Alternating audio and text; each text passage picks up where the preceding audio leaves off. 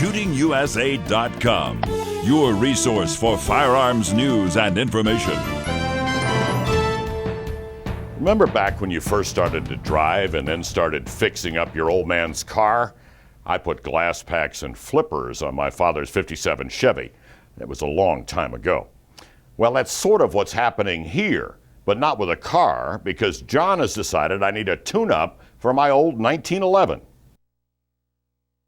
This is Dad's Colt 1991.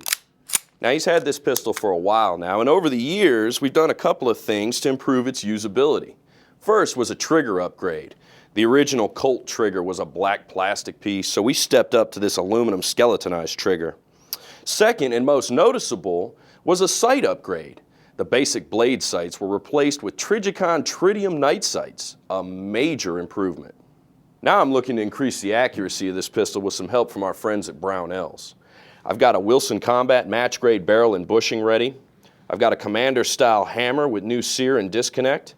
I've got an extended beaver tail grip safety, an ambidextrous thumb safety from STI, and some new micarta grips.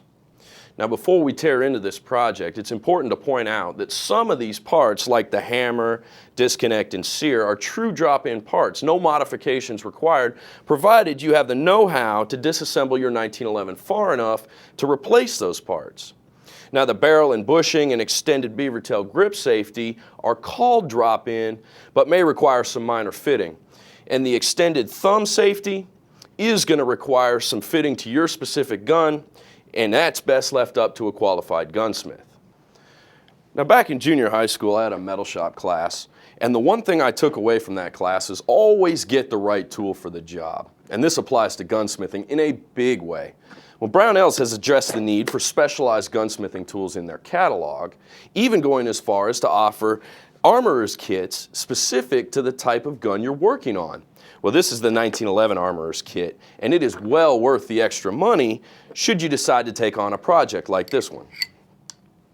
Now, with the slide and barrel disassembled and the grips removed, I'm going to remove the thumb safety. The first thing I want to do is drive out the pin that holds the mainspring housing in place.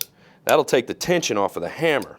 Now, with the thumb safety in the up position and hammer at full cock, just wiggle it out of place.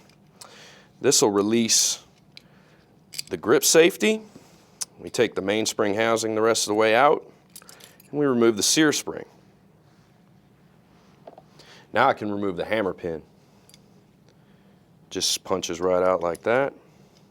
Take out the hammer and the hammer strut. And now the sear pin will release the sear and the disconnect. Let me show you the difference between the old factory sear and disconnect and the new machine parts we're going to install. As you probably know, the sear is what actually releases the hammer. And so with these smooth machine parts here, we're going to have a crisper trigger break. Now, assembly is the reverse of disassembly.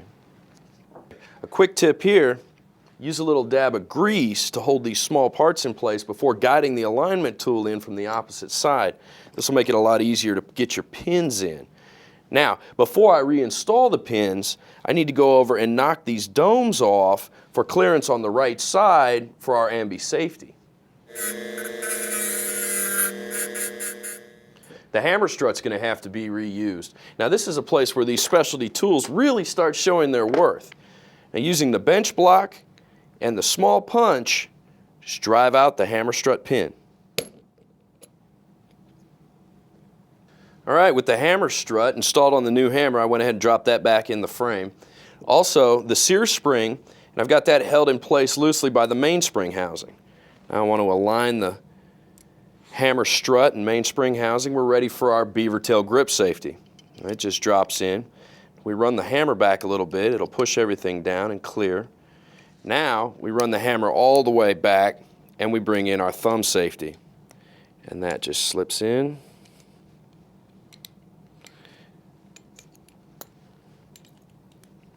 Just like that. We've just about got the bottom end buttoned up. All we need to do is install the right side of the thumb safety. It just slips in the hole like that. Now, the new micarta grip, the right panel has a clearance here, so it'll do two things. It'll allow the ambi safety to work, but it'll also hold it in place.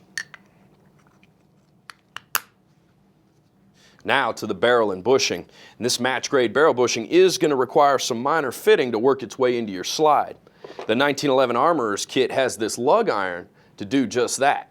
With some light grit metal sandpaper in place, start sanding the interior of the slide, checking your lug fit often. You can always remove more metal, but you can't put it back, so take your time with this. With the barrel link installed on the new barrel, I've got the new barrel and bushing in the slide. I've got the guide rod and recoil spring in place, and now it's time to mate the two parts together. Now I need to catch that barrel ring with the slide release, and we've upgraded that part to an extended version to match our thumb safety.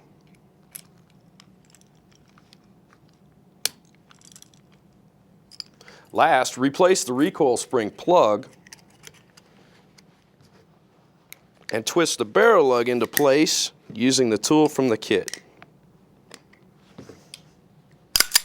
Now it's time to find out if we've done any good.